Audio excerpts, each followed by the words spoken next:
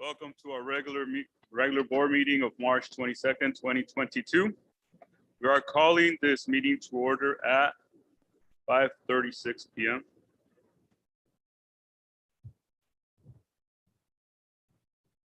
Item number 1, Mrs. Rojas, roll call.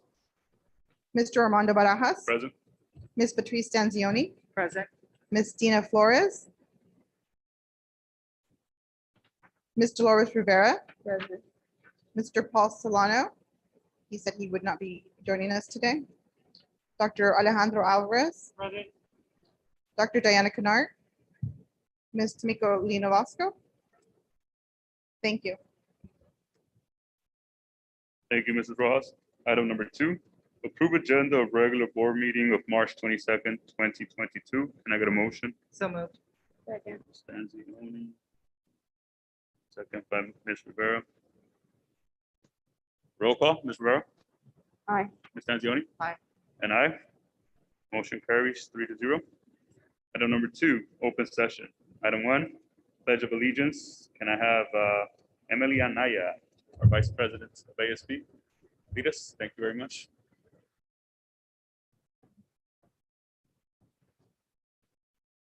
Put your right hand over your heart. Ready, begin.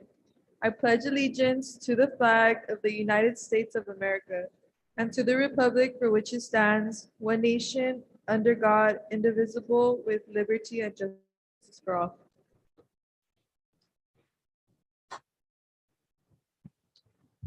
Thank you, Ms. Anaya. Item number 2, student board representatives report. We have Ms. Yareli Perez and Ms. Emily Anaya.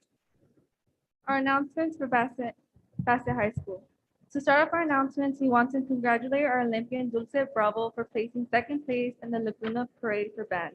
We are extremely proud of you, Dulce. As we begin the fourth quarter, Bassett High School is enforcing the tardy policy and have been supported by the district, in which they provided us with an automatic printer so that we can print out tardy slips on the go. Yesterday, we had a WASC meeting in which BHS submitted their final study report to the WASC Commission, and staff, parents, and students have been a part of it. Last Wednesday, 5 students and 2 administrators attended a luncheon for the State of the City address, where students were able to network with government and local business officials. A quick reminder that prom is April 2nd at the House of Blues. Tickets are still being sold and prices will no longer exceed $110 with ASB and $115 without. And finally, our spring sports have been putting up a fight in their season and continue to make us proud. Our announcements for Torch Middle School. Greetings from Torch Middle School. Our after-school basketball teams have started practicing. We would like to thank our teachers, Mr. Mancias and Mr. Torres, as well as our Team Together partners for collaborating to make this happen for our students. We had a very successful coffee with the principal, where we gave our parents an update in regard to our upcoming events. We also hosted a very successful Saturday school where our students were fully immersed in the arts, language arts, and mathematics. We want to thank the BHS counseling team for coming out and working with our 8th grade students as they prepare for high school.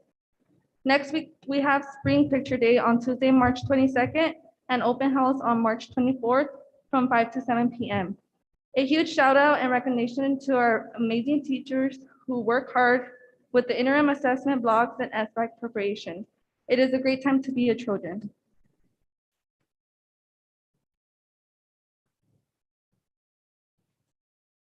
Announcements for Edgewood Academy. Edgewood Academy now has a recycling program involving all students.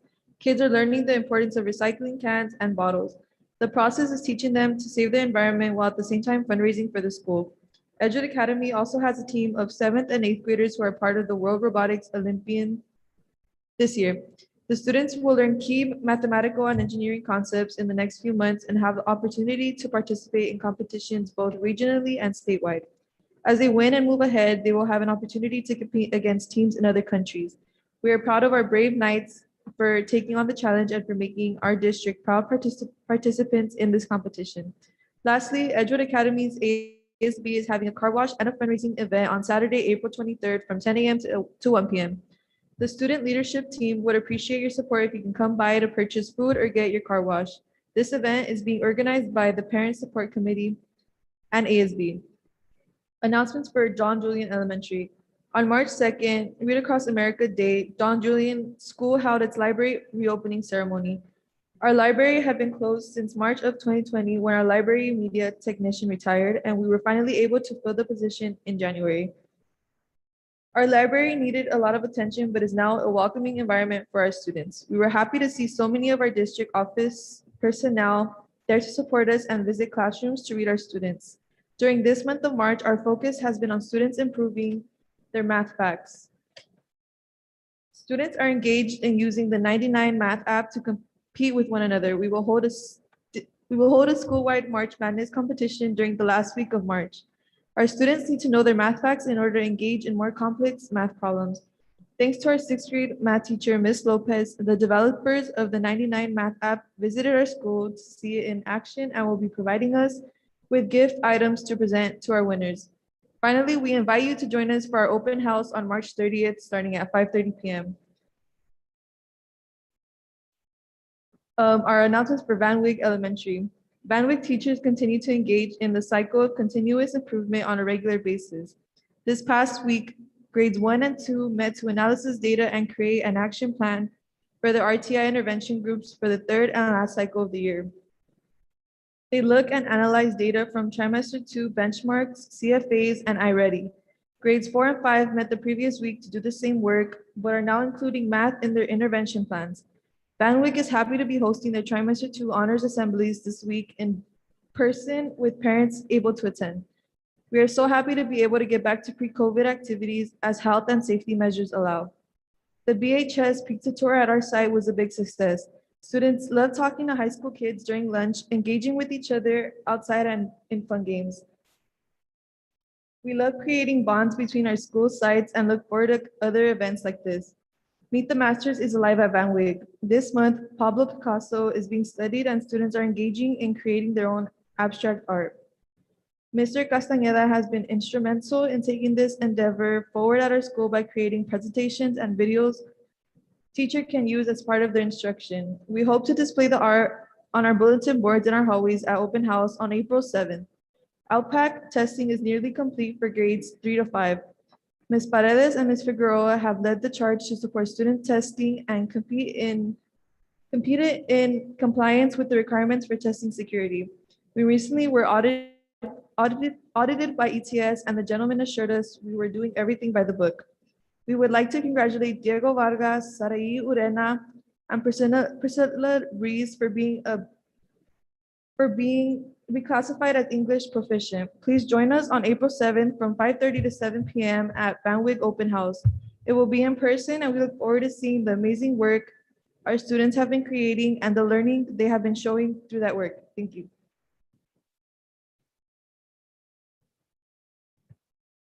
Thank you, Ms. Anaya and Ms. Perez.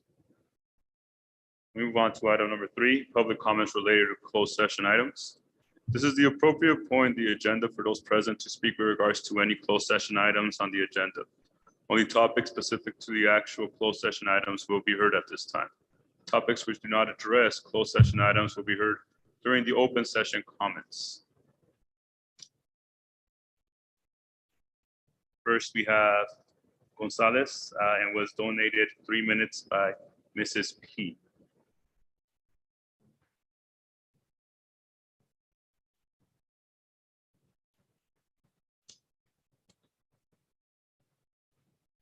Good evening, board members.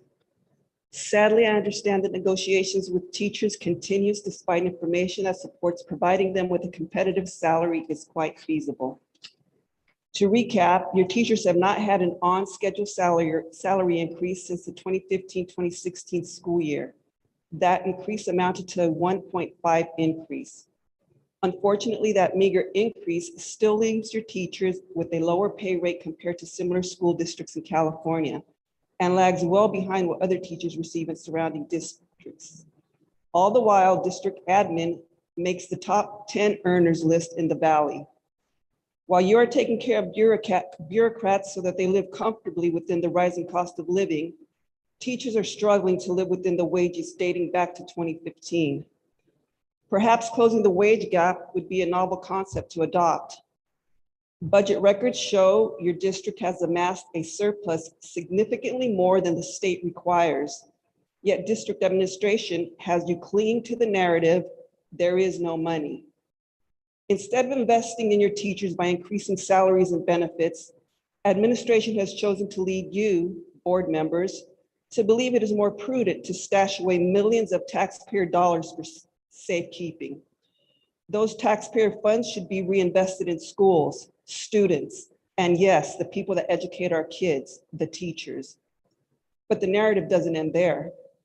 District officials advised the board to approve a new attorney contract which essentially provides the firm an hourly rate increase by an amount which shall reflect the increase, if any, in the cost of living during previous 12 months. Is that being funded by the 2022 surplus of almost $16.5 million above the 3% reserve? Is that surplus being held to retain outside contractors rather than our very own employees? Or are you considering another restructure of the administrative pay schedule? Board members, I implore you, a direction to authorize your superintendent to do what is necessary to provide Bassett teachers with a competitive salary means that you value public education because you value teachers and this community. But finally, when will the district do something proactively to stop clearly misguided, disgruntled, hostile, bullying community members from tarnishing your district's reputation further? And teachers, I want you to know that you are fully supported by the community.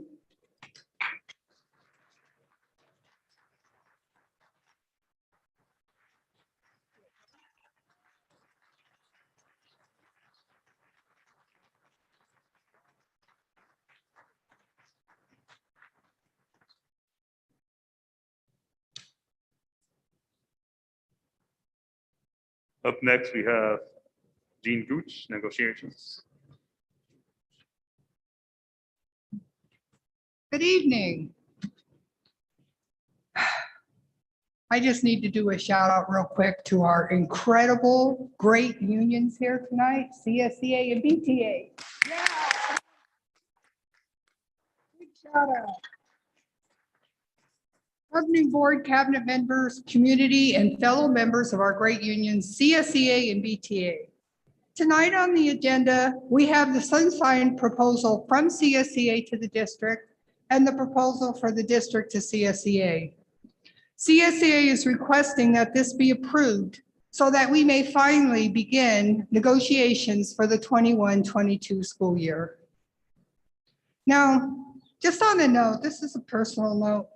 I couldn't help but notice that the district is unilaterally reporting out negotiation session notes on the website.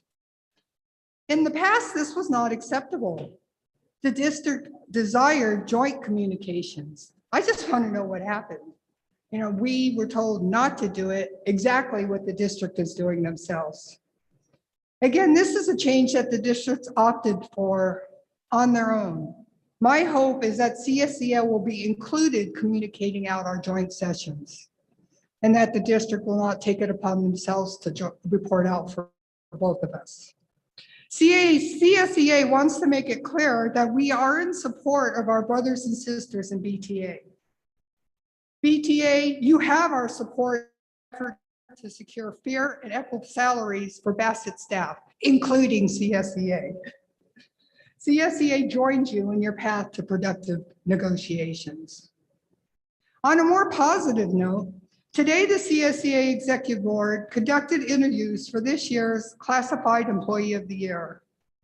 This event is a great opportunity to recognize the hard work and dedication of our members. Our work is absolutely essential. I want to take a moment to thank Human Resources for organizing this event. We really do appreciate it. During these difficult days, it is wonderful to take time to recognize all that is going well. Thank you for your time. I truly appreciate it.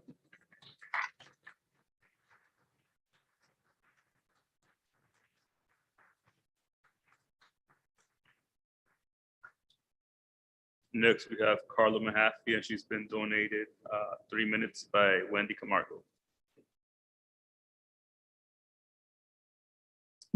Good evening, Board of Education. I've been a teacher in this district for 22 years now, which really makes me still a newbie. However, I need to tell you that one of the first superintendents when I enrolled my 2 young daughters here to learn all those years ago was Bob Watanabe. Recently, 2 of our past superintendents, Bob Watanabe and Jose Reynoso, passed away within a week of each other.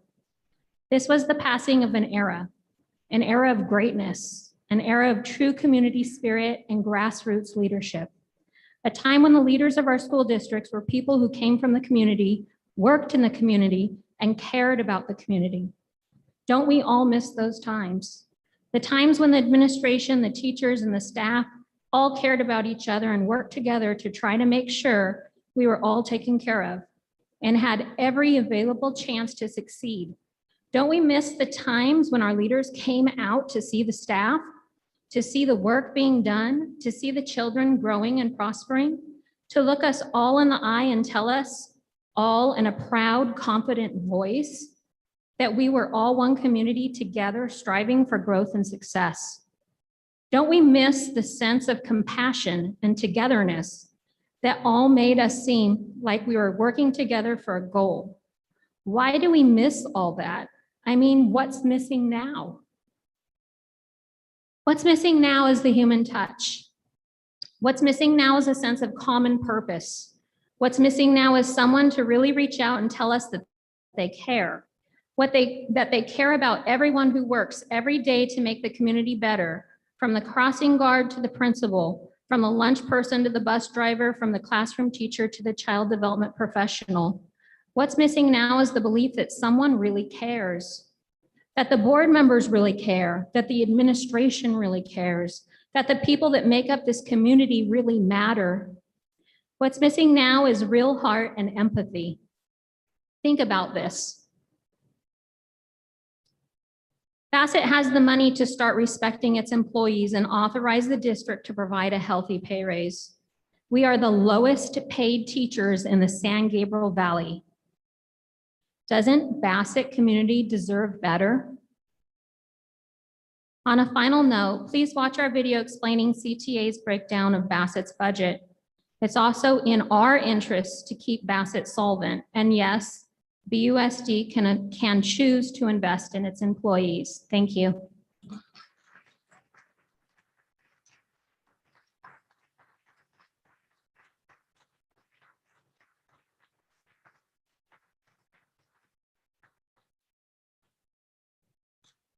Next, we have Silvia Barrios, and has been donated 3 minutes by Laura Ronson.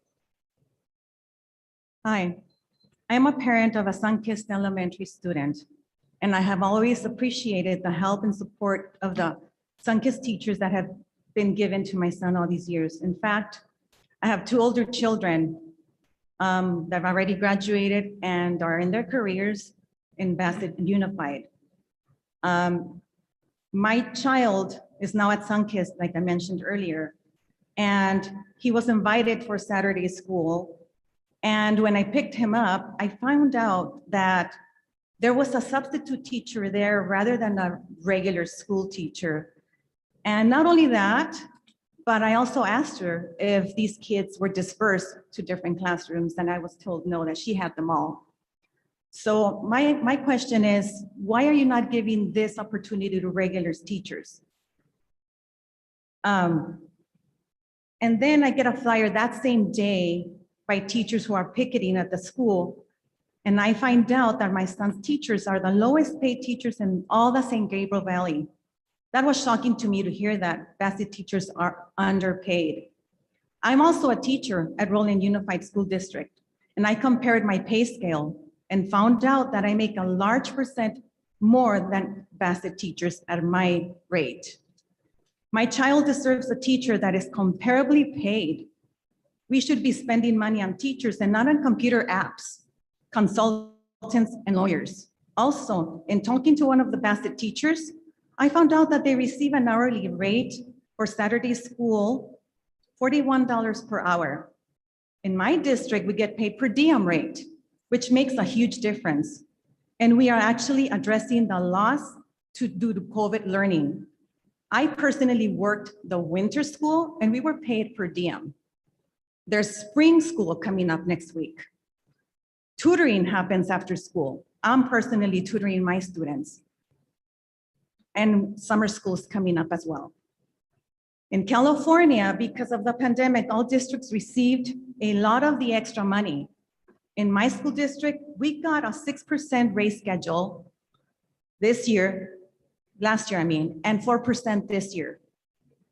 If you aren't spending money on teachers, then you're spending money on things we don't need or the teachers don't need. And from a personal point of view, as a teacher, I see the value of face-to-face instruction. Rather than the app, students don't invest the time in. A computer will never replace teachers. Thank you very much for your time.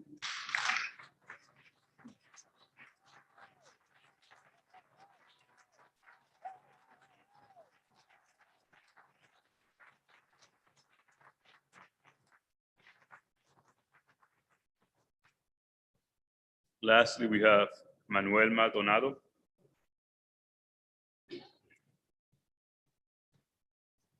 Good evening, board members. I am not a product of this school district, but I have family members and a lot of friends that attend this school district.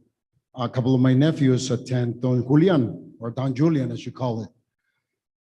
I was raised in the Hacienda La Puente Unified School District. And as a student, as a parent, as a grandparent now, and a community member, I have been a thorn on the school district side. I have always fought for equality and education, and most importantly, because the disparity there is between Hacienda Heights and La Puente. And I'm very appalled to see that the teachers in the Bassett Unified School District are not being paid fairly.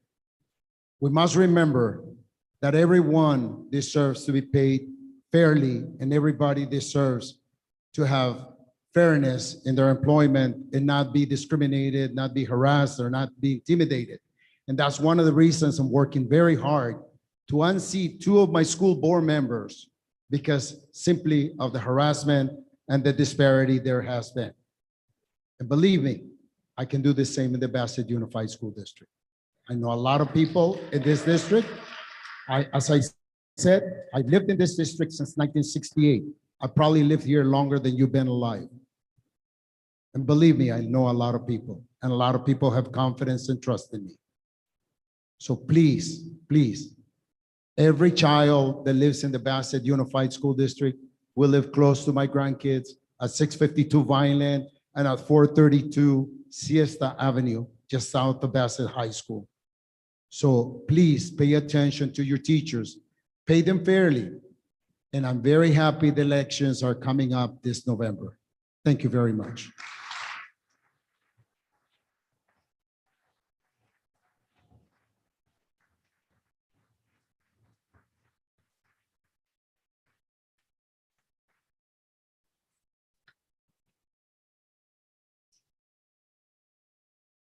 Thank you.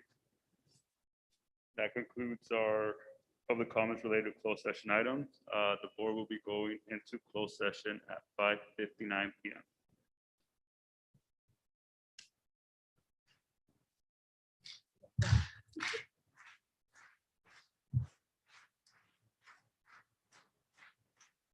Good.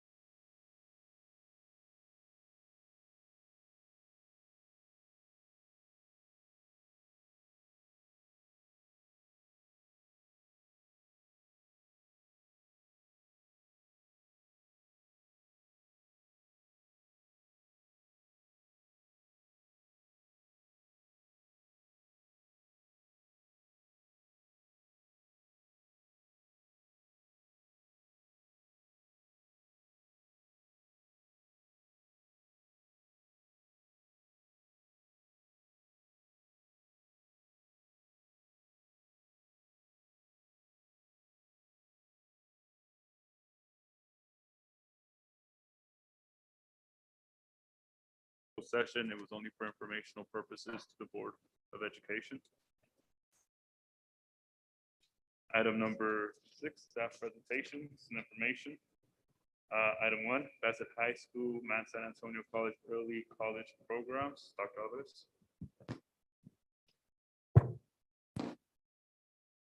Thank you, Board President Barajas, members of the board. We have our team here, Dr. Kennard, the Bassett High School staff, and staff from Mount SAC, presenting today on the implementation of an early college program at Bassett High School for the upcoming school year. This is one of the directions the board wanted to move toward for providing our high school students with an opportunity to earn as many college credits as they can while in high school. This is a program that's above and beyond what we normally call the dual enrollment. And so I'll turn it over to Dr. Kennard and introduce the teams. Thank you. Good evening, Board President, board members, superintendent, and Bassett community. We'd like to thank you for the opportunity to present information regarding the Bassett High School Early College Program tonight. And as you will see throughout the presentation, it is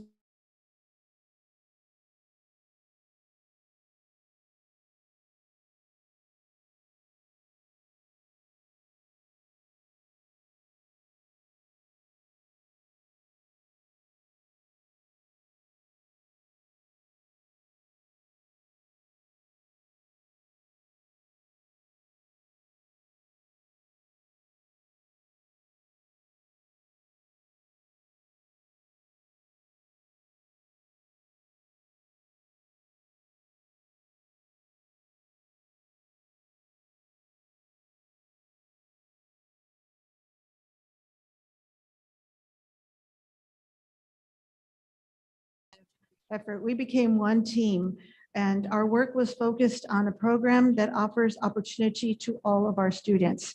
So taking it from here, as you can see, the list of our Mount SAC partners and the team members, and the list of our Bassett team, as well as all of our team members listed there. And with that, I'll turn it over to Ms. Marlene Holt, Acting Director.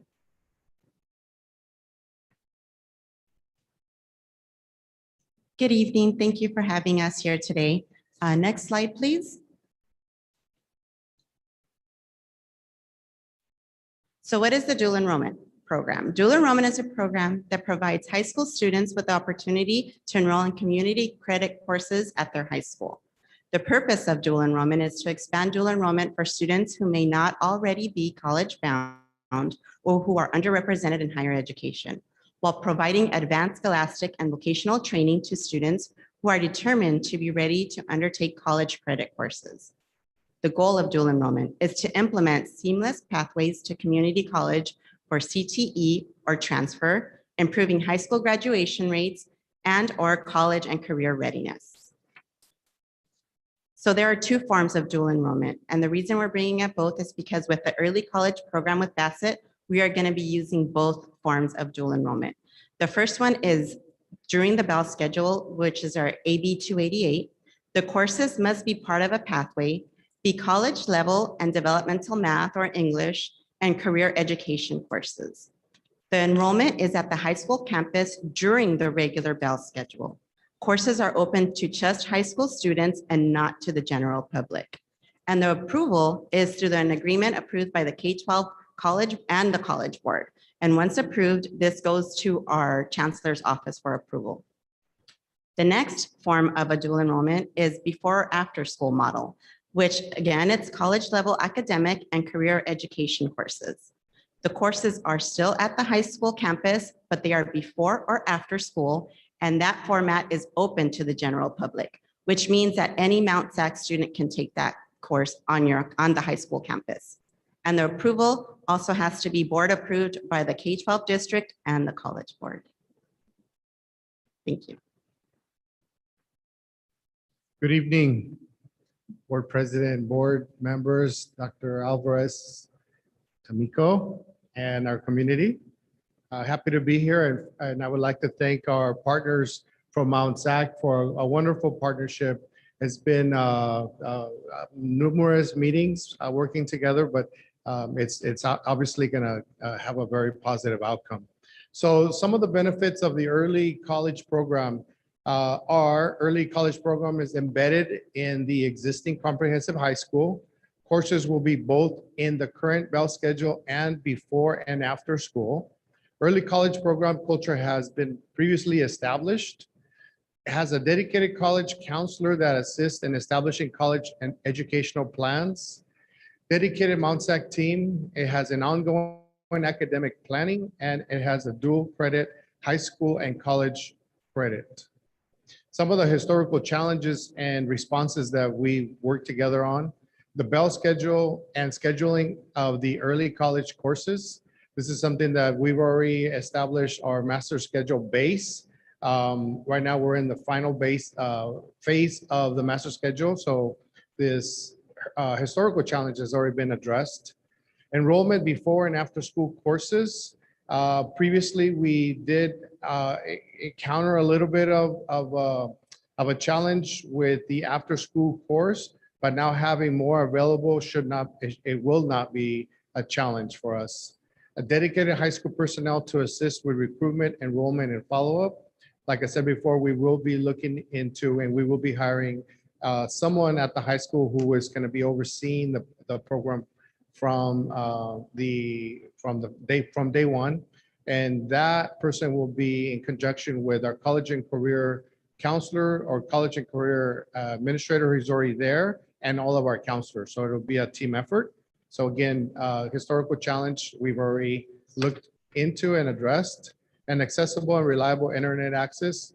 We're so lucky to have Mr. Lee working with us. He has been on our campus already and made the assessment for this, and this will not be an issue for us. Next.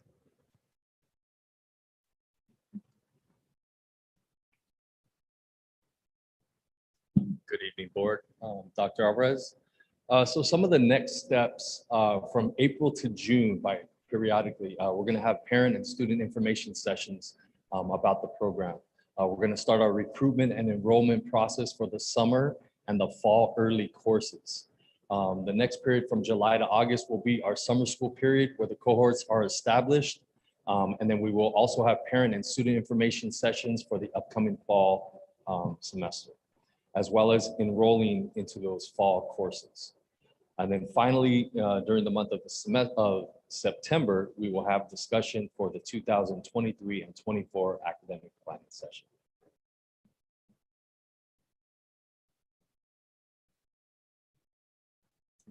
Good evening. The next slide that you see up there is one that we look at for next year as far as the classes that we would be offering to our students. So in ninth grade, they would continue to take their high school courses and enrichment non-credit courses.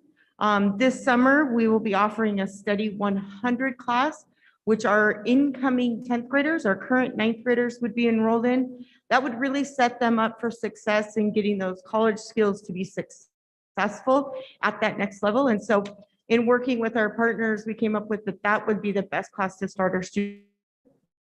Then when they come to school for next school year in 22-23, they would be taking Social 20 their first semester, which is an intro to race and ethnicity class. And then their second semester, they would be taking an anthropology class, which is the cultural anthropology. So as you can see on the bottom, it breaks down the credits they would earn. They would earn 3 credits for the summer course. They would earn 6 credits during their 10th grade year. This year, because it is new to us, we may have 11th and 12th graders that would benefit from that summer course of Study 100. So that would be offered to them as well. Then the junior year, we will be offering the Sign 101, 102. And then the senior year will continue with our current English 1A, 1C. Now, this is just the plan for next year. As we shared in the implementation chart, we will continue to grow those, and that's what you'll see on the next slide. So the next slide is a sample for your early college plan where it breaks down what classes students would be taking in order to complete their courses. So it breaks down the general classes that they would need, such as their PE, and looking to offer that as a 0 period, which would create more room within their schedule so that the students would be able to take those additional courses to be ready for that 4-year plan. So we're looking at possibly a foundations for academic success. This would still allow, with that 0 period, our students to continue in things such as band, choir, guitar, CTE pathways that they would want to take those courses in. So it doesn't limit them to not being able to be involved in those courses. Then moving forward, again, those classes that we'll be offering during our year next year, and each year building, so that you see in the next year as 11th graders, they would have the chance to take an astronomy class, and they would have the chance to have the intro to social justice, public speaking, and music appreciation. And I want to share that this was really a collaborative effort with our partners, with the district staff, but then also with our counselors, who really brought up the point of making sure that our students are college and career ready and hitting those requirements to be UC and CSU accepted. So we were very methodical about what courses we wanted to offer. So one of the great things is that by their senior year, a student along this path will complete the communications pathway with the public speaking and then the English 1A, 1C. So this is the plan that we put together. Ultimately, there's a couple of special admit courses that a student could take so that it could be something geared towards them. One of the things we were talking about is adding like a marine biology class. But one of the things that we encountered is depending on their major when they go to the college, that might not be the right biology class for them. And so how do we offer a program that helps all of our students with their general ed pathway to make sure that they're successful?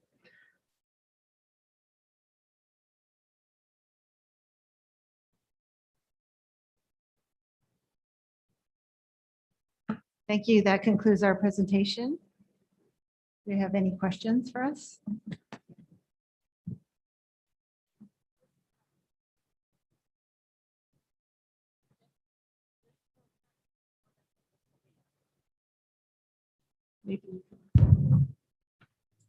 So this program, the difference is that you already have an established high school. So we're bringing it into your already comprehensive high school. West Covina started with just 9th graders, and they actually do a special application to even attend the academy.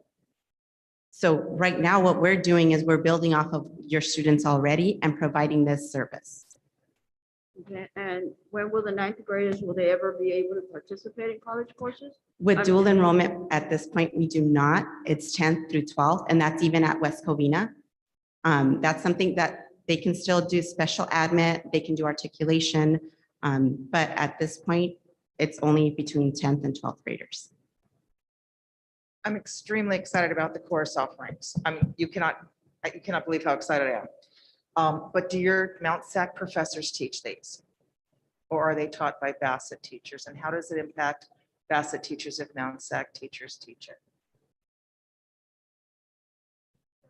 Yes, these courses are taught by our Mount SAC teachers, professors, and so we anticipate that we will be growing our enrollment.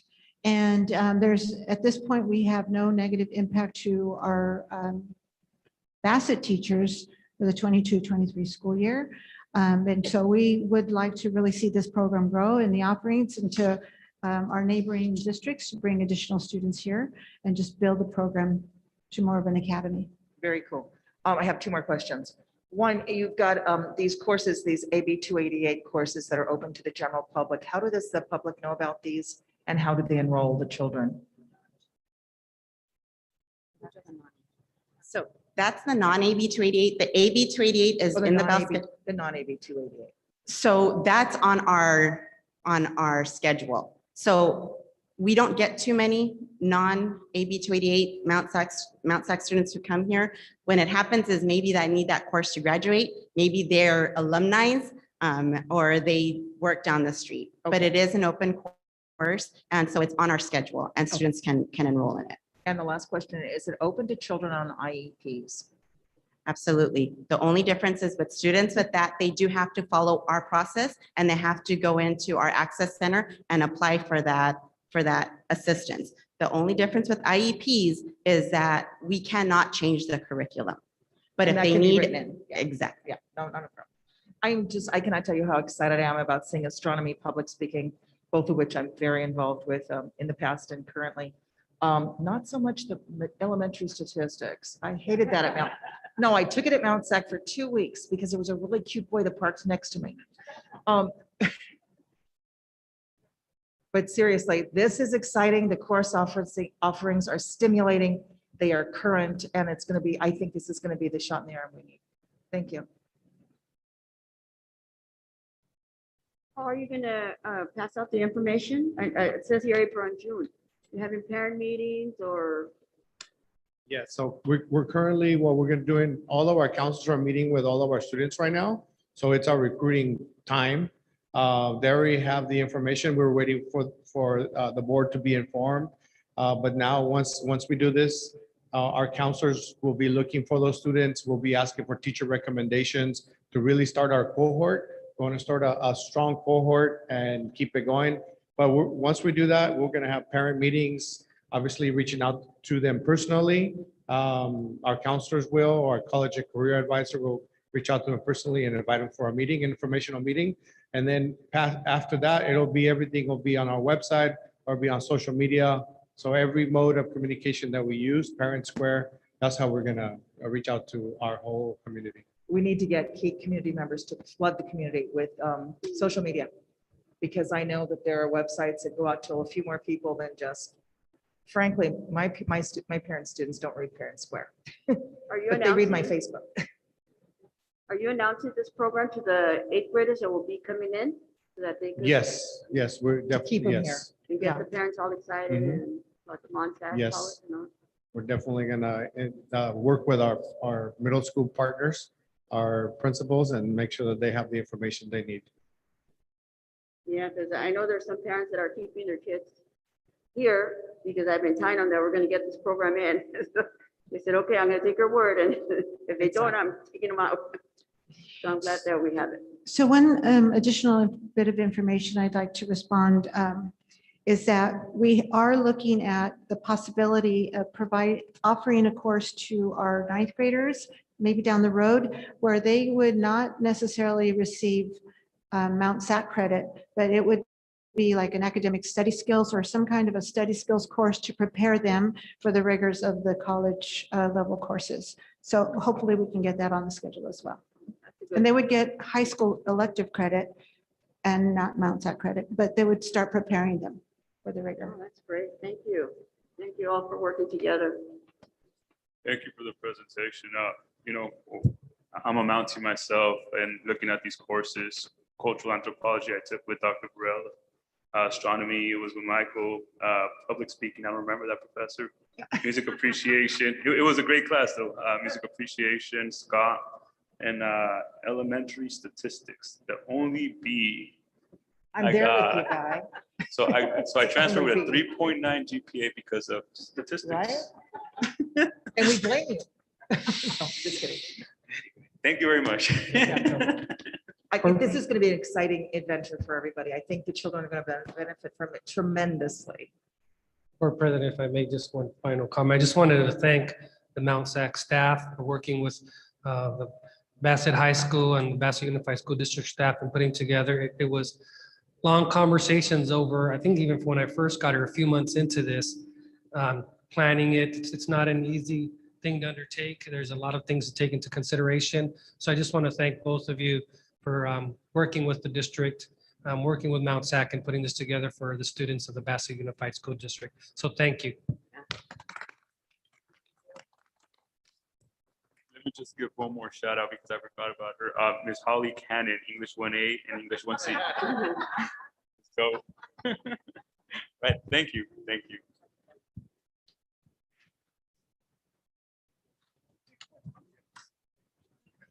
We move on to item number 2, presentation A through G completion improvement grant. Dr. Alvarez.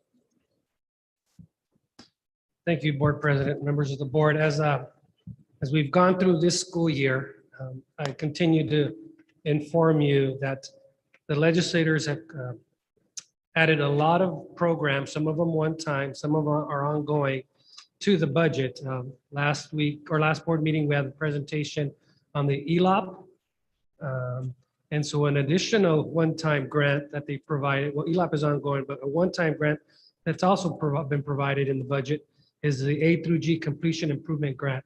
Now, you may ask why, if it started for this year, why are we bringing it now? Because as sometimes the state does is they pass legislation, these programs, they don't give you parameters or dollar amounts until later on in the year. And that's kind of where we are here today, is to present to the board the A through G completion improvement grant that the high school and Dr. Kennard put together for the high school students at the Bassett Unified School District. Thank you. Once again, good evening, Board President, Board members, Superintendent, and Bassett community. So as the superintendent was just saying, June 28, 21, Governor Newsom signed the Budget Act of 2021. And that package included a one-time Prop 98 funds for the A through G completion improvement grant.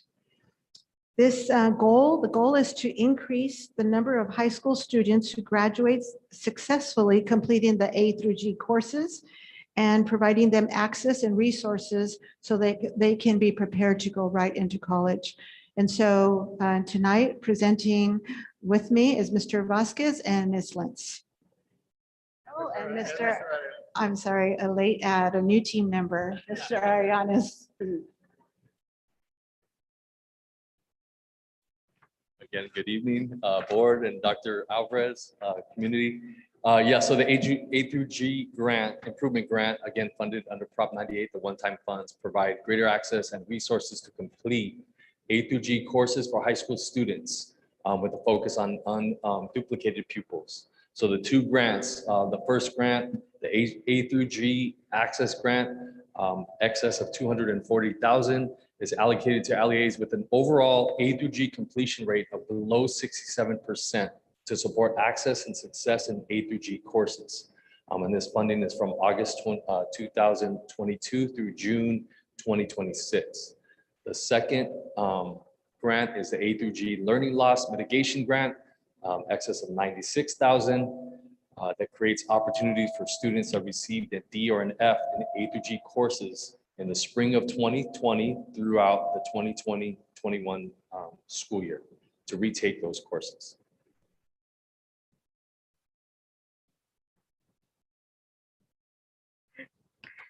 So we have our planned activities of how we want to use this money. The first one is having a dedicated A through G success counselor. Now, this is not just an additional counselor. This is definitely a counselor who's going to oversee the program, but they're going to work hand in hand with the academic counselors to make sure that our students are graduating college and career ready and graduating with their A through G requirements. They're going to ensure that they're enrolled in the classes and that they're successful in the classes through their four-year student plans, through providing intervention. So this counselor would work alongside an instructional assistant to provide before, during, and after school support through tutoring for our students. Really the early identification to make sure that we can help our students be successful. This person would also coordinate the college visits that we will be having, and they will progress monitor during this part. This would be jointly funded with the new SWP grant that we received. And the cost of that would run about $140,000 for 4 years for a counselor. The next section that we have is student motivation and creating vision for our students. And this would be our students' visits to college and universities. We're very lucky that Mr. Vasquez has done a lot of these. And so we are already planning for ideas for this. But we really want to increase the awareness of the college and career opportunities that are out there for our students so that they can see it firsthand. Again, along with that A through G counselor, somebody that would work hand in hand to provide intervention would be an A through G instructional assistant that would work to help support the students through tutoring and monitoring as well. We also want to increase access by making sure that we're able to subsidize the AP exams for our students and providing college and career fairs for our students, again, broadening their scope and making sure that they see that awareness and create that vision for beyond. And finally, for professional development, focusing on engagement with the students, the rigor, and obviously social emotional learning to help make sure we capture their hearts before we capture their minds. And then finally, how are we going to progress monitor this? So we plan to ensure the students are enrolled in an A through G course throughout high school. All the students will have an individual 4-year plan that they'll set up with their academic counselor. They'll have, we will have quarterly reporting to monitor student progress and needs. Provide teacher professional development, again, around rigor. Is going to be a big factor for us. We're going to have additional individual tutoring, like we said before, during, and after school. And then monitor the percent of students on track and scheduled to meet the A through G requirements upon graduation.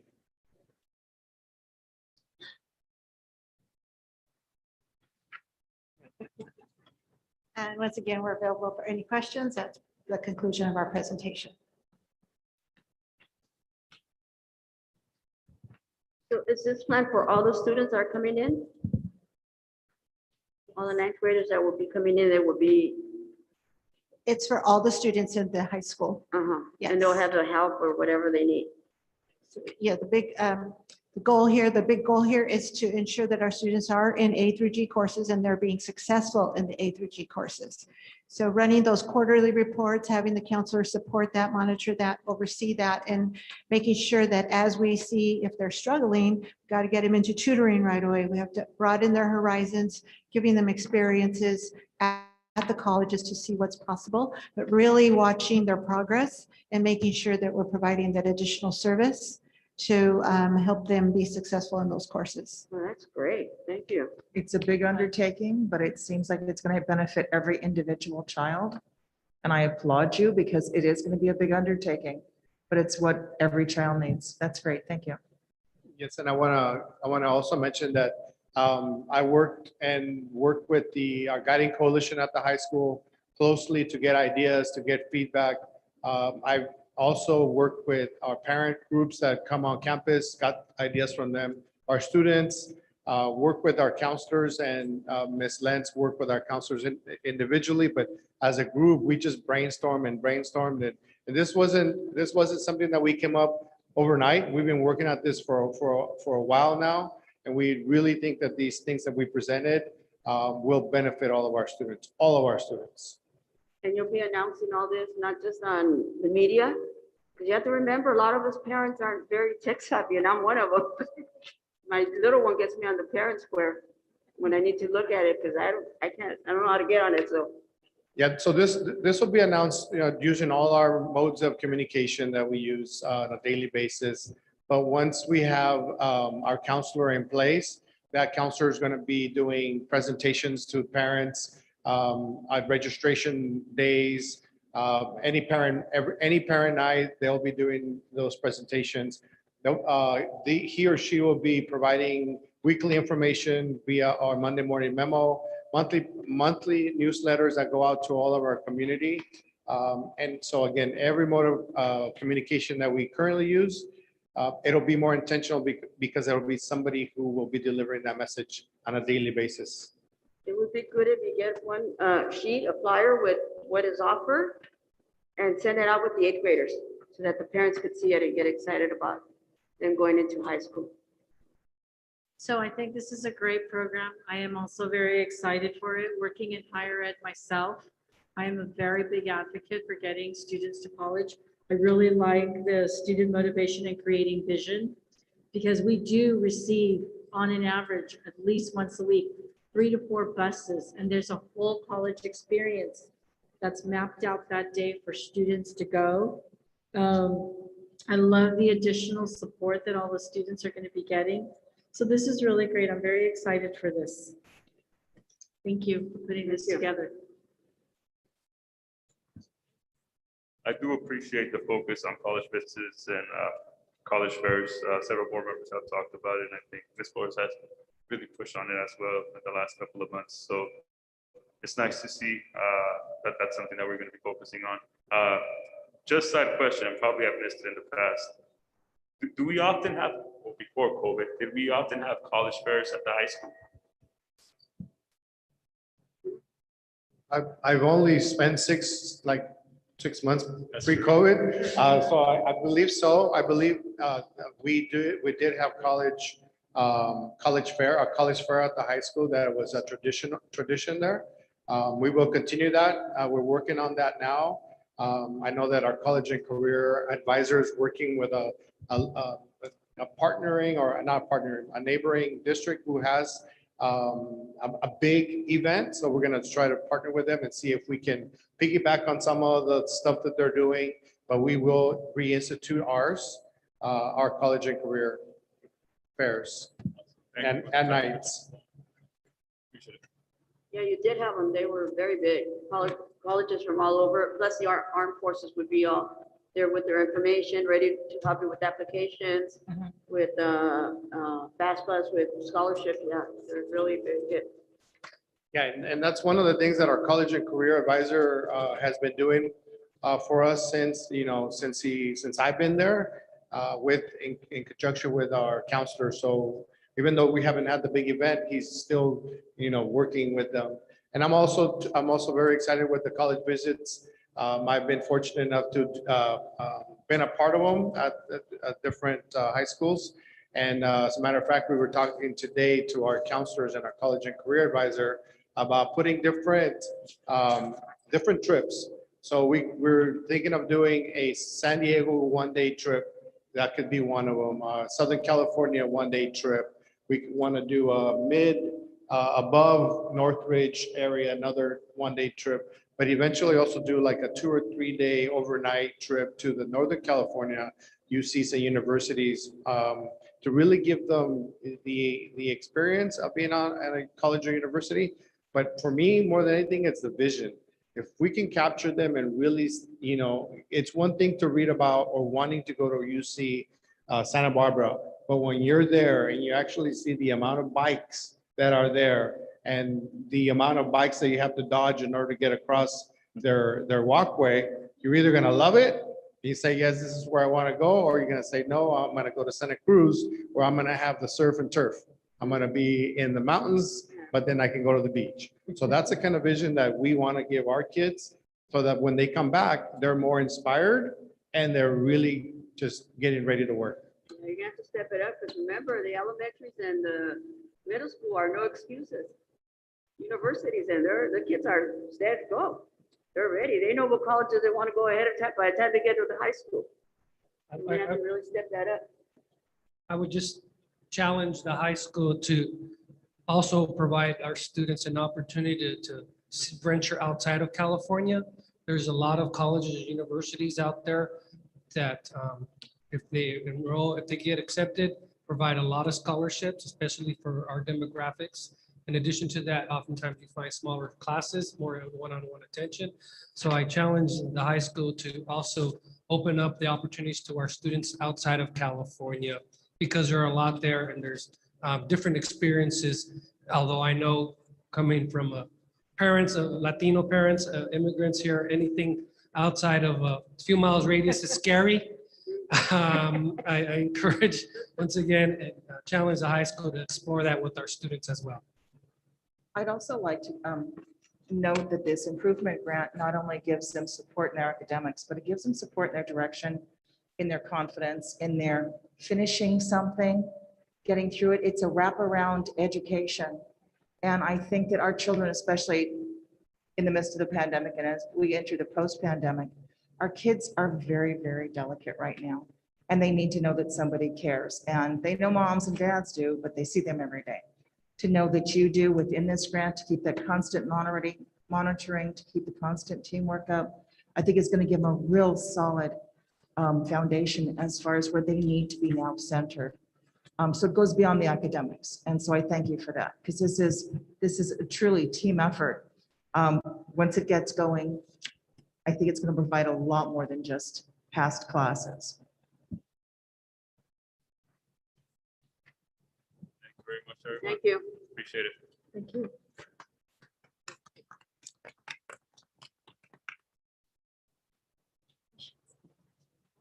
Item number 3, presentation, iReady diagnostic result update, Dr. Alvarez. Thank you, Board President Ross, members of the board. A few months back, you had school site principals presenting data from the initial assessments of iReady. Since then, we've given a second assessment to determine growth of our students. And today we have Dr. Kennard with Ms. Maldonado, Mrs. Morales to present the data as far as more of a district-wide and individual grade levels. I will be providing the board with more detailed specifics based on school sites. Dr. Kennard? Thank you.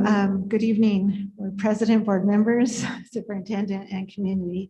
Our presentation tonight is one of an update. As the superintendent just reminded, we took the iReady diagnostic. You'll see the results there. And then the diagnostic, the second one, and you'll see the comparison.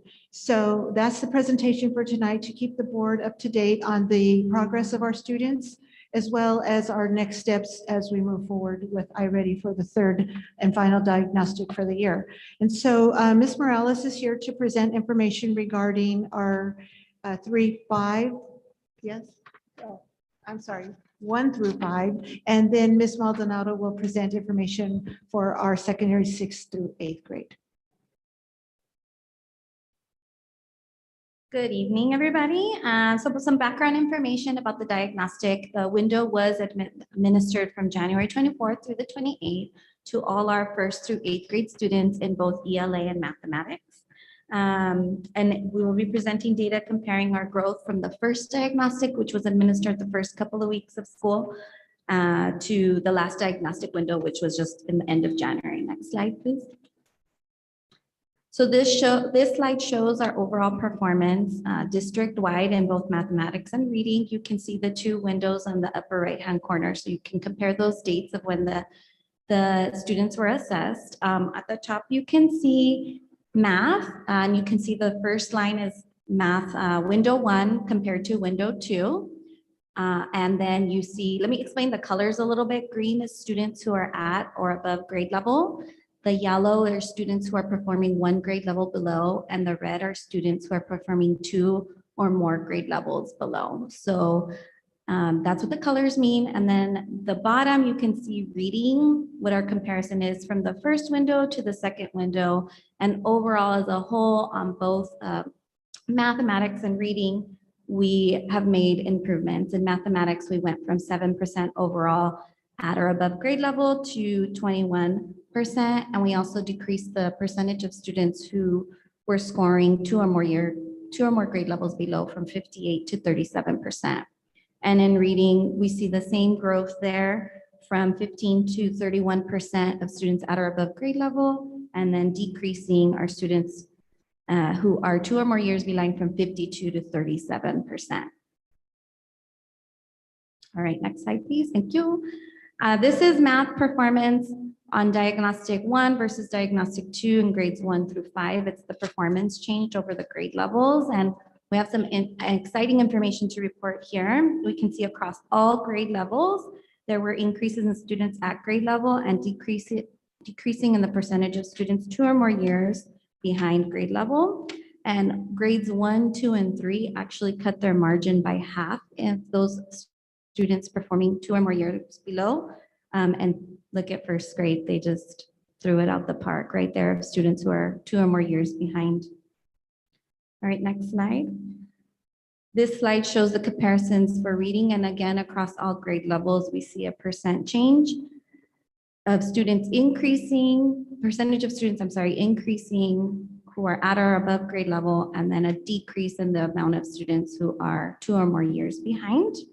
And I just wanted to share with you some factors to the success at the elementary sites are first of all, return to in-person instruction, a deep commitment to the implementation of RTI, a focus on small group instruction and differentiation, consistent and frequent participation in PLC and PLT groups and the cycle of continuous improvement, implementation of data chats with students after each diagnostic, force of the guiding coalitions that keep us focused on student learning and improvement. And I'm going to pass it over to Ms. Maldonado, who will present grades 6 through 8. Thank you. Good evening, board members, Dr. Alvarez, and community. So I'm here to talk about middle school. If you look at our map overall growth, if you see, you have a lot less red and a lot more green. So overall, we're very proud of those results. So for example, if you look at our 8th grade, we went from 6% of students who are meeting the grade level to 14%. So for us, that's a huge gain, and it happened in a matter of a few months. So we're anticipating to see even more growth by the 3rd window. If we look at our sixth grade, we see our sixth graders, 28% of our students in sixth grade are at grade level, which is a huge jump from the 12% that was happening in the beginning of the year. So it's a double increase. So we're very, very excited. Our teachers are working hard in math. And I can tell you for ELA reading, you have similar results. So if we look at eighth grade, if you look in the beginning of the year, we had 13% at grade level. And if we look at the window two, that's 22%. So it's a huge increase, and that's across the board. So I think, all of these results really speak to the hard work of our teachers. At the secondary level, all of our students have created goals with their teachers, iReady goals, and we celebrate their success along the way, support when they need more support. And we also have for Torch, Edgewood, and Don Julian, there's a fidelity to the RTI program where iReady is being used and assigned both at school and at home. So I think just the consistency of our teachers and our students and the individualized progress monitoring conversations that we're having with students have really helped us, meet these increase across the board. Next slide, please. So when you look at iReady, there's two ways to look at growth. Our typical growth is the average growth that a student that's already at grade level will make in a year, baseline. So it's a fourth grade student being measured at grade level, what they grow over the course of a year. If you look at the stretch growth, that's a little bit more ambitious. It's for students who are significantly below grade level. And it's saying, okay, if I'm a third grade student and I'm reading at first grade or kinder or eighth grade or at fifth grade, it's the how much do they stretch to meet the grade level proficiency for eighth grade. So this is just a little information so you can understand the next slide.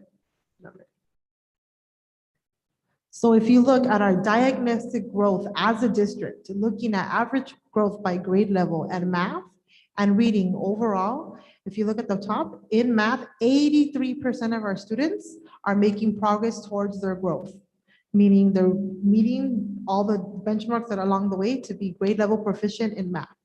If you look at reading, you have 89% of our students are meeting that growth. So I think these numbers overall really speak to the fact that, the implementation of iReady, not just as a standalone program, but with that first teaching is really a powerful tool to really help assess our students and get them moving to that next level. I'm going to pass it over to Ms. Okay, last slide. So our next steps is our next iReady diagnostic window is going to be April 4th through 8th, and we're going to include our kinder students in that so that our first grade teachers have information coming in about those kiddos that next August. Our students will also continue to use both their My Learning Path and the personalized instruction, both at school and at home, while teachers will continue to use the reports such as instructional groupings and the class diagnostic results to plan next steps in instruction, intervention, and enrichment to meet the needs of all of our students. Thank you.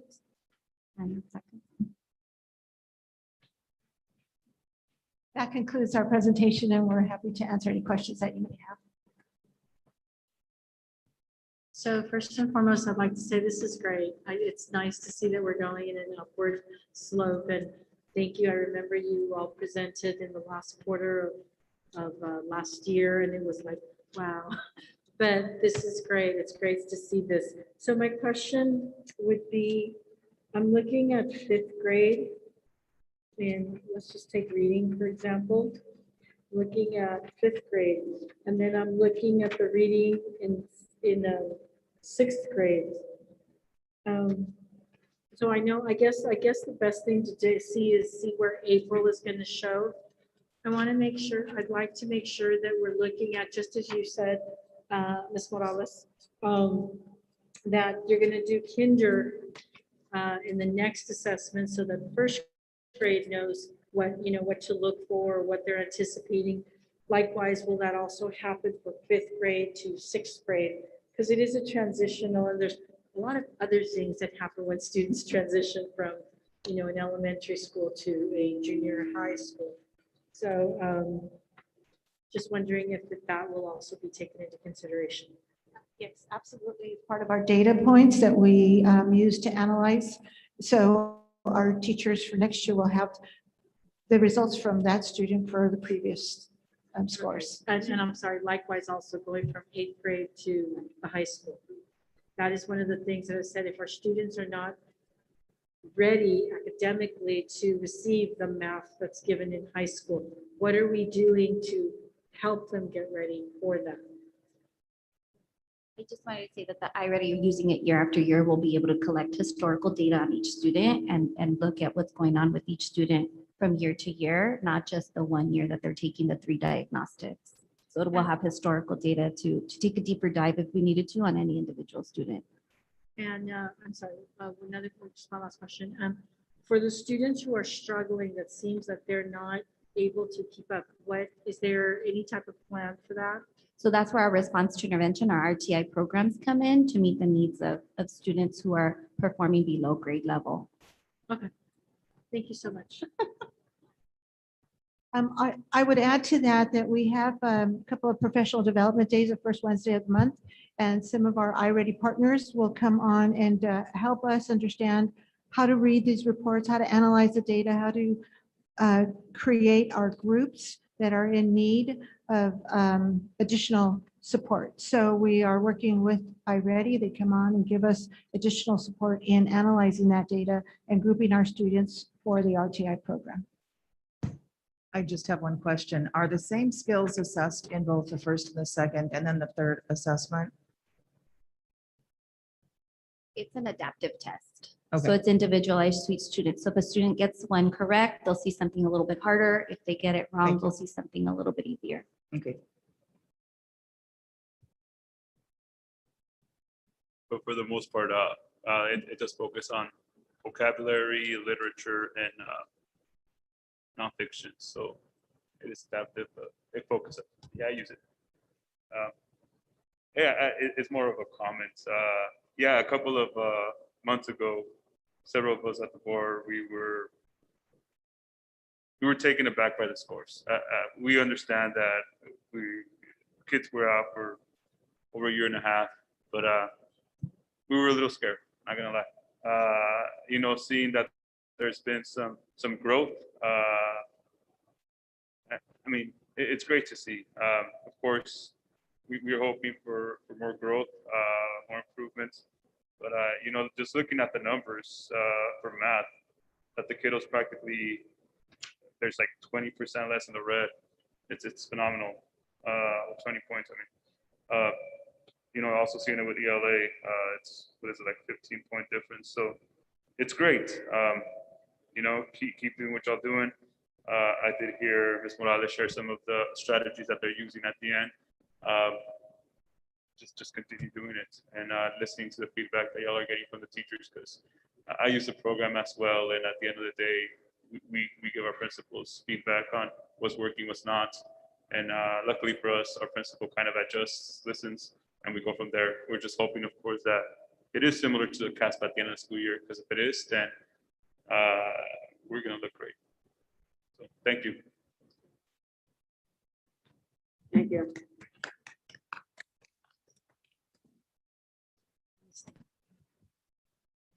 Good. Item number 4, Los Angeles County Department of Parks and Recreation, Dr. Alvarez. Thank you, Board President.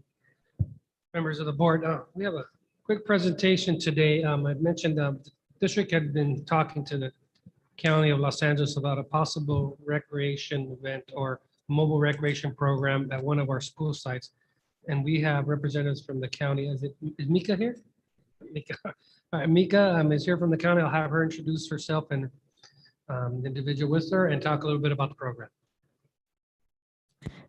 Thank you very much, Board President, members of the board, and Superintendent Alvarez. We're honored to be here tonight to present our new program. It's a mobile recreation program.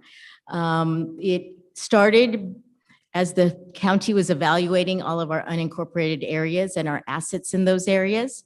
We're finding that there's lots of people and not enough green space. And it's quite expensive to build a park. And it's also even more challenging these days to find green space or any property available to us. So a solution to that was developed. It's our pilot, and we are calling it Park on the Move.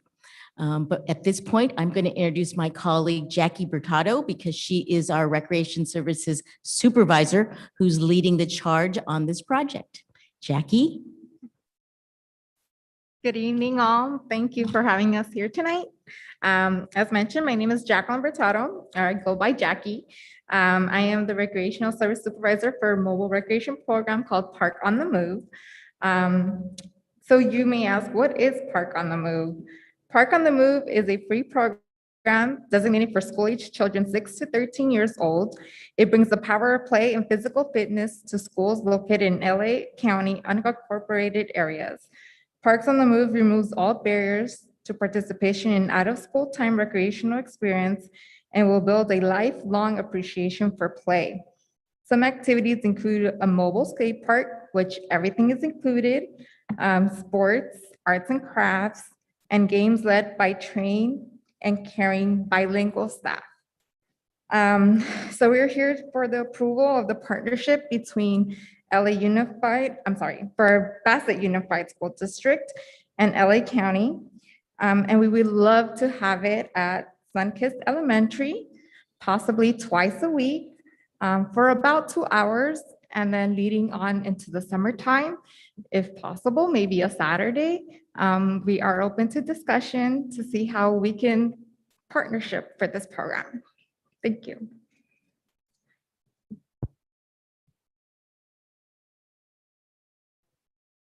We're open for any questions and thoughts. Fabulous idea.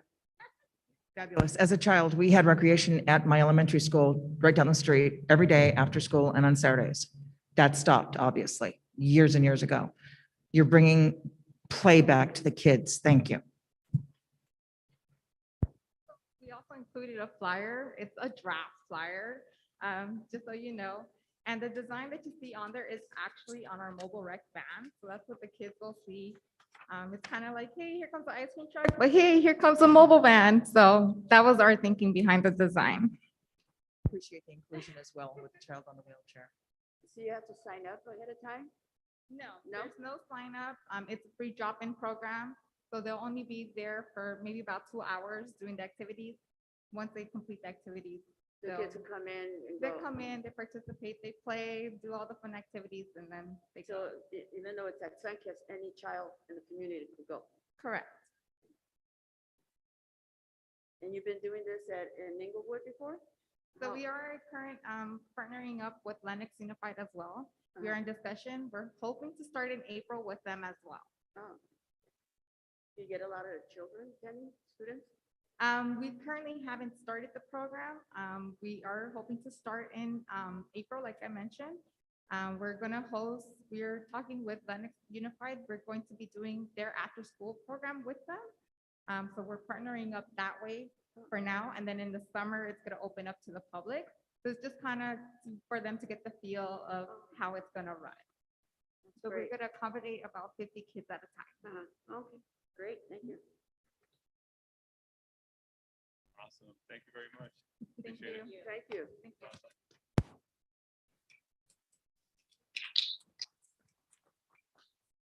Thank you. Good night. So we move on to item number 7, written communication. We don't have any written communication on today's agenda. Item number 8, public comments. The Board of Education welcomes input from the public in order to conduct district business in an orderly manner for the privacy and safety of the speakers and to help staff respond more directly. Board policies require that public presentations so board comply with certain procedures, including speakers may address only items that are within the subject matter jurisdiction of the board. When addressing the board, speakers are requested to state their name, address the board from the podium, and adhere to the applicable time limit of 3 minutes. Total time allotted for public input on either agenda or non-agenda items is limited to 20 minutes. Complaints should follow the district's complaint procedure before discussion with the board. Bassett Teacher Association. No PTA. California School Employee Association. No CSEA. And we have no community members who signed up for public comments. Okay. We move on to item number 9, superintendent comments. Dr. Alvarez. Thank you, Board President Barros, members of the board. Before I begin, I want to, everyone, just as you may know, Ms. Rojas will be leaving us. This is her last official board meeting, and we wanted to say goodbye. So we got a little something, some flowers to thank her for her dedication to the district. Come on up. Come on up.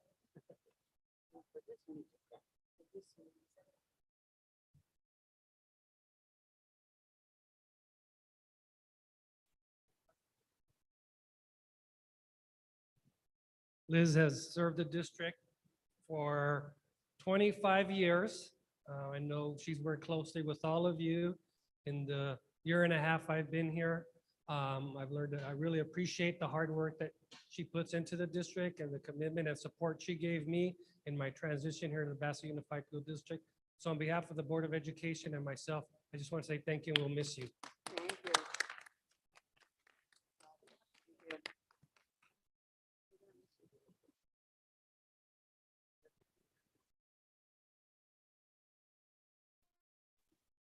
Congratulations on getting a great job one day.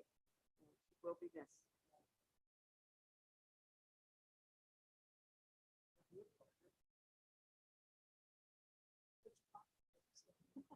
Just kidding. I'm just kidding. They can make something like that for me.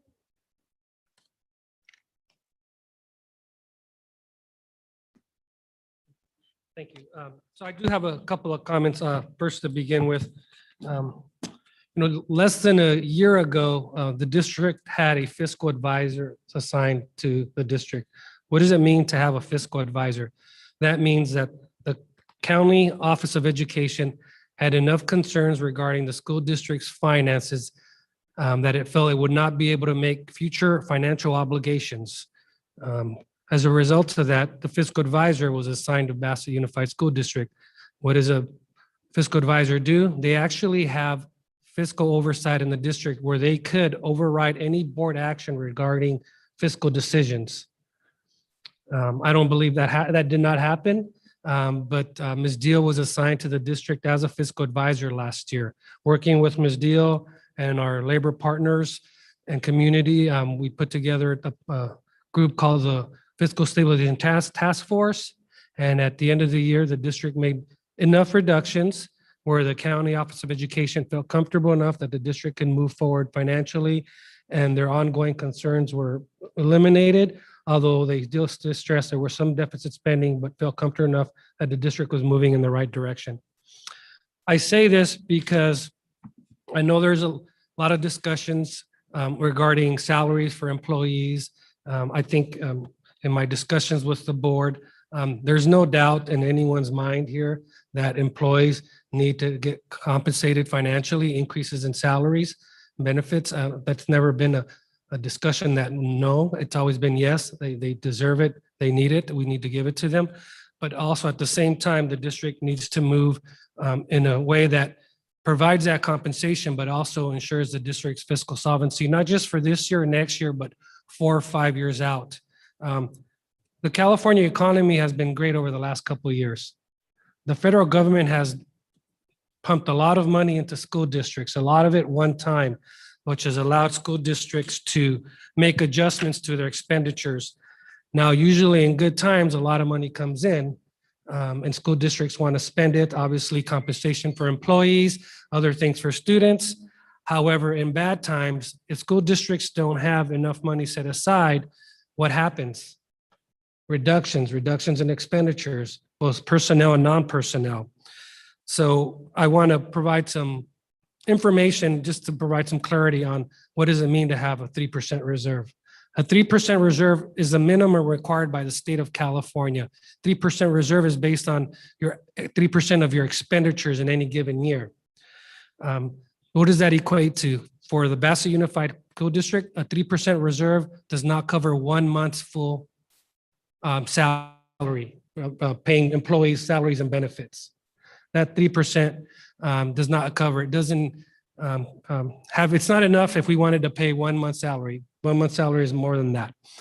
Obviously, as the year goes out, one-time money goes away. Some positions that we continue to say are temporary, that goes away. And then the obligations reduce on employees, but also our expenditures, which also reduces how much we need to have on the 3% reserve.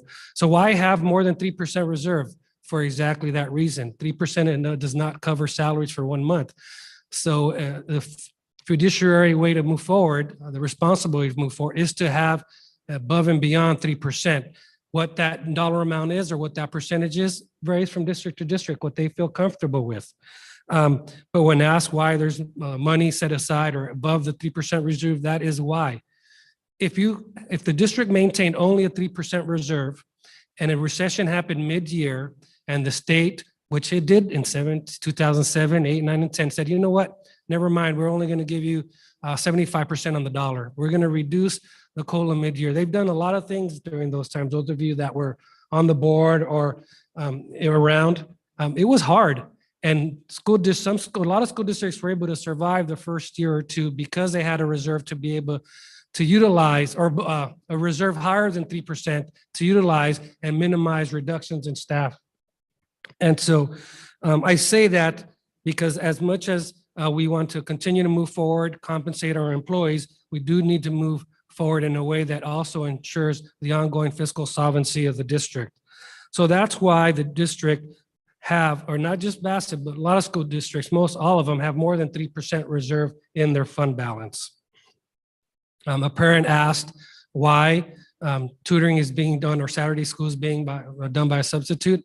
I will say that the board has approved, and you can look at the board agendas, has approved certificated employees to do Saturday school and tutoring. We cannot force them to.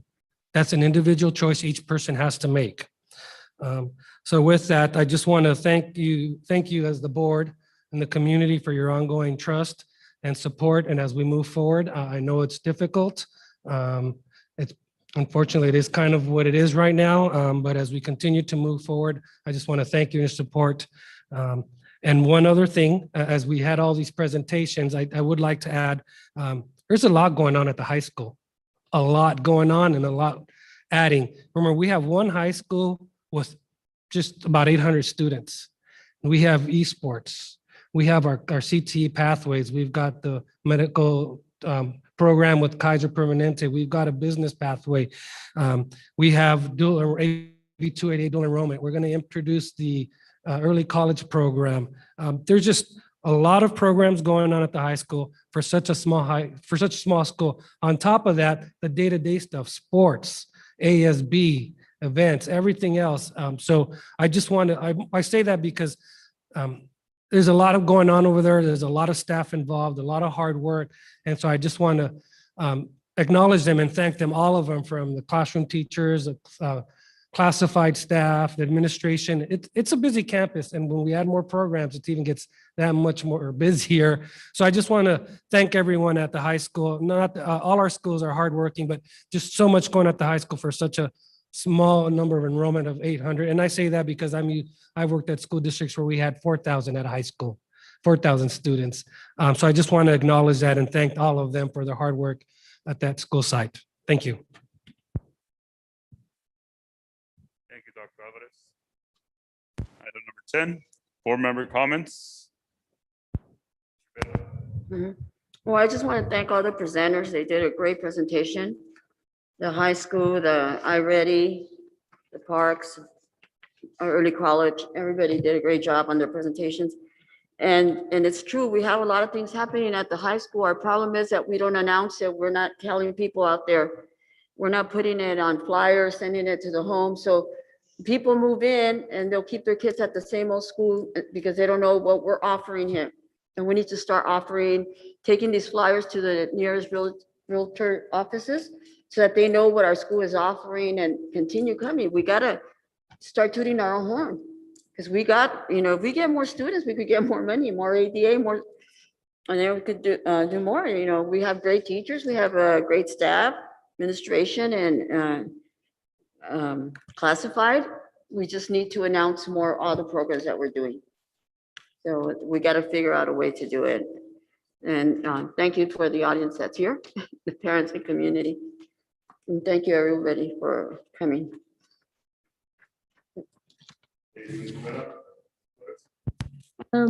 I would like to echo my colleagues' comments. Thank you.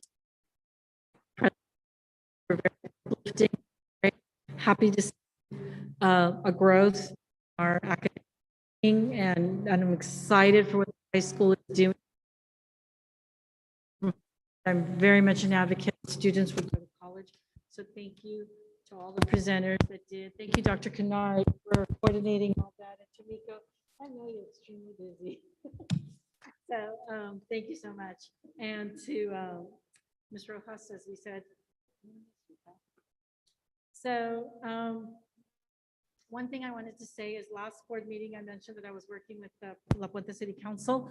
So we're going to get the other side. So I have Councilman Argudo has actually just contacted me right before this meeting and said he was driving by and he noticed the other side of Temple that wasn't taken care of. So they're going to be taking care of that. It's just in an effort to add some sort of curb appeal to the high school while we are doing our own curb appeal to the high school, right, Dr. Alvarez? So on another note too, I also learned that scholarships for our seniors, City of La Puente offers scholarships and they've expanded the outreach to include Bassett High School. I'll provide that information to Dr. Alvarez and he could share it with our high school because as you're going to college, every bit helps. So I wanted to say this weekend, as I was going through some files, I came across the notes for my very first statement as a new board member. I had shared that I have a love of sports, and I asked that we all work together as a team, managers, coaches, players, take your pick, whichever one you want to assimilate with, to create a positive learning environment for our students. Since I have taken this seat, I've continually asked that we work together to achieve this. And I will continue to ask because I believe in the strength of our district. I've heard our district is small, but that size is what can make us so strong if we work together. Not too long ago, I was asked, why Bassett? What brings me to Bassett? My answer came with no hesitation. I want to make a difference in the lives of the youth of our community. Every day at work, I work with student leaders, coaching and mentoring them. I know that our students can get there as well. This continues to be my vision, my goal, that together as a team, we make Bassett a safe, a great, and the best learning environment for our students. And I firmly believe that we can do this by fostering positive working relationships with each other through positive communication, collaboration, and commitment to the students. We will get there. Being elected by our community to the Bassett School Board has been such an honor. I was elected by the community to be the voice of the students. That is a responsibility that I'm fully committed to. Since I took this seat, together with my fellow board members, we have advocated to follow through on promises for better facilities, working on our HVAC, things that were promised on our bonds, working on our HVAC, working on the pools, et cetera, and other things. I'm gonna have a grand thing when the marquee goes up, okay? Have a grand run opening for that. Like more attention to student programs. We want the arts, we want drama, all those things that also improve, okay? I have made myself available to our staff and our constituency, and I will continue to do this and so much more. All know, as Dr. Alvarez mentioned, the salaries are on the radar. We're not here to say no. All employees are deserving of an increase in compensation. However, that must be balanced with fiscal solvency of the district. Remember, it takes a village. Teachers, staff, and our community all play an important role in our commitment to educate, engage, and inspire our students and empower them as well. Since January, we as a board have heard that we've been disrespectful. We are here because someone educated us. We've been criticized because of the clothes we wear, the cars we drive. Don't even let me get started on the negative rumors. Please tell me, how does this foster a positive working relationship? Okay. What examples are we setting for our students? Some have told me that I'll get used to this. Keep in mind, I'm the new kid on the block here. Okay, I'll get used to this, that I need to grow thick skin. Perhaps I do need to do that, but that will not solve the problem to create unity in our district. No one might have a mantra, no one can make you feel inferior without your consent. By closing my eyes to what is happening, I'm allowing those who don't even know me to judge me. Disrespectful, I have never disrespected any staff member. I've made myself available to those who wanted to share concerns. How I dress, how we all dress. We dress out of respect to our positions, out of respect to our constituency. And the car I drive, I pay my car, okay? The reality is that deficit spending, over the last couple of years under former leadership got us where we are now. We cannot continue down this pattern. Dr. Alvarez has inherited this problem, and he has the challenge to fiscally stabilize the district, which involves making those tough decisions. I firmly believe he can and he will do it. As I said in a previous meeting, this didn't happen overnight, and it's not going to fix itself overnight. Establishing the Fiscal Stabilization Committee was a great idea and an opportunity for representatives from each unit in our district to participate. Debbie Deal, fiscal advisor from LACO, shared the realities of our fiscal status, as well as explained how one-time monies were to be used. I asked staff to ask their representatives from the units that attended to share what was communicated at the fiscal meetings. We have heard from Debbie Deal, our fiscal team, and LACO of our fiscal status. I'm going to ask you all, let's trust the process that we have to go through. Bassett Unified School District belongs to the community and to the students we serve. We as board members were elected to be the voice of the students, addressing student needs and staff needs. We can do this together. We are all professionals, and I ask that we come together to the table as professionals and address the district concerns together so that we can move forward in a positive direction. I am very confident we're going to get there. Thank you, Bassett, for your time, and good night. Thank you, Mrs. Flores. Ms. Tanzioni.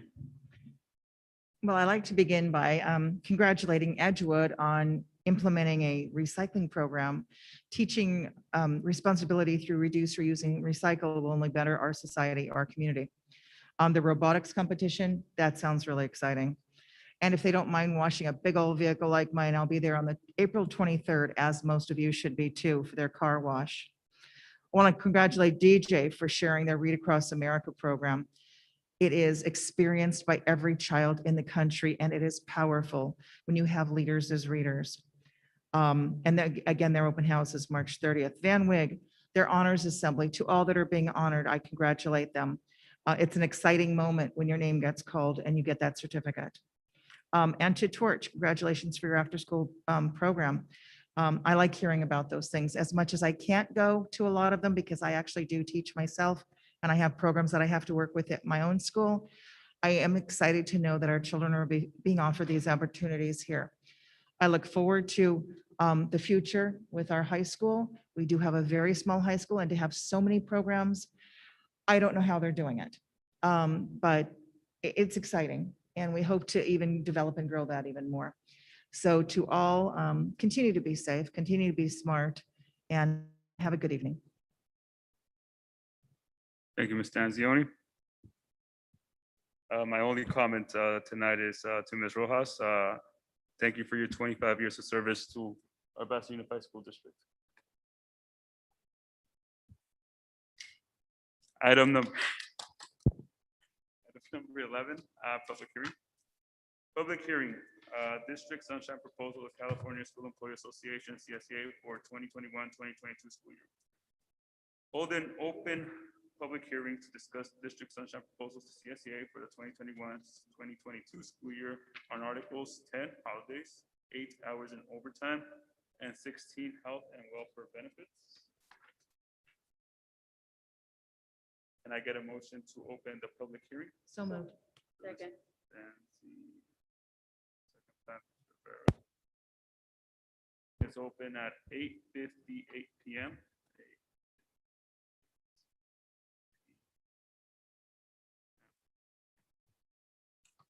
Okay, do you have any comments regarding the public hearing?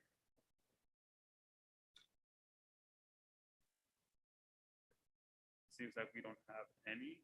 I move to close. Second. So, Rivera moved to close, and Ms. Flores, second. And, so roll call to close. Ms. Rivera? Aye. Ms. Flores? Aye. Ms. Tazioni? Aye. And I, public hearing closes at 8:59 PM.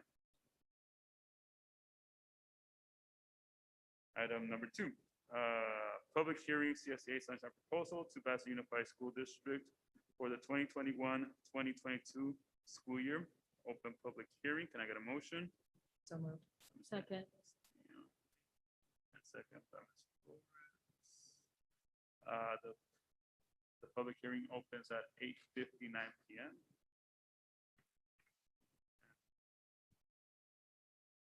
Any comments regarding public hearing? I move that we close. Second. So Ms. Dazioni moved that we close, and Ms. Flores second. Roll call, Aye. Aye. and I, closes at 9 PM.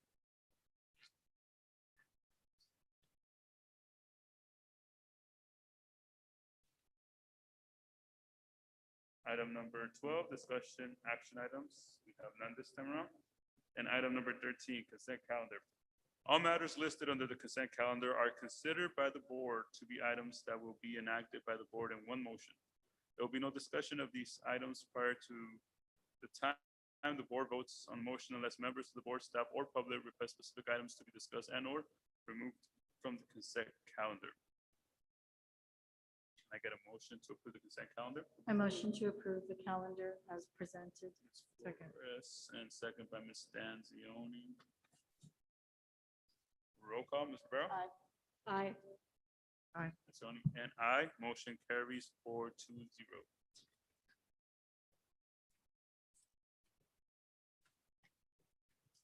Item number 14, adjournment. Item 1, our next regular board meeting will be April 26, 2022. Item number 2, adjournment of regular board meeting of March 2022. I motion to adjourn. Thank you, Ms. Flores. Second. And second by Ms. Rivera. Roll call, Aye. Aye. Aye. and aye. Meetings adjourned at 9:01 PM.